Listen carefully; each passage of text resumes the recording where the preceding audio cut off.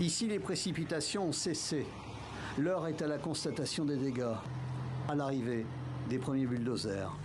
Près de Valence, rien que dans ce quartier, une trentaine de maisons ont été totalement inondées. Avant même de songer à déblayer, l'urgence est de secourir, atteindre les zones et des personnes encore inaccessibles à cette heure-ci. Impossible de dresser un bilan humain ou matériel aujourd'hui. L'endroit est en ruine. À quelques minutes de là, des zones demeurent inaccessibles. Plusieurs heures après les intempéries, cette personne isolée avec son chien et quelques affaires ne pouvait compter que sur l'intervention de secouristes venus vers elle grâce à un hélicoptère. À cause de la présence de l'eau ou des destructions qu'elle a causées, des dizaines de routes sont impraticables.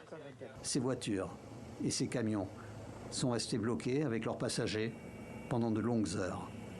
Même conséquence pour le trafic sur certaines voies de chemin de fer. Hier, mardi, en fin de journée, des torrents d'eau se sont écoulés.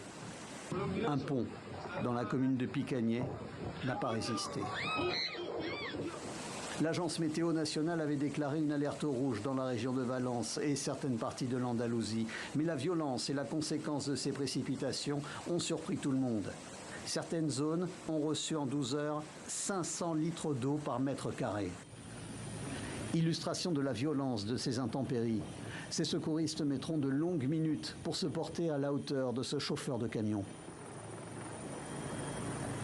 Ici, dans cette maison de retraite de Valence, les pensionnaires se sont retrouvés coincés. Toujours à Valence, des véhicules ont été déplacés et entassés les uns sur les autres. Résultat au matin, un paysage de désolation au milieu de la boue. J'ai beaucoup d'amis qui ont tout perdu. Ils ont perdu leur maison, leur voiture, ils ont tout perdu. Mon usine où je travaille a été détruite. Le gouvernement central a mis en place une cellule de crise. Nous travaillons de manière coordonnée pour faire ce qui est possible. Et nous allons mettre tous les moyens nécessaires, aujourd'hui et demain, et aussi longtemps qu'il le faudra, pour que nous puissions nous remettre de cette tragédie. Nous ne vous laisserons pas seuls.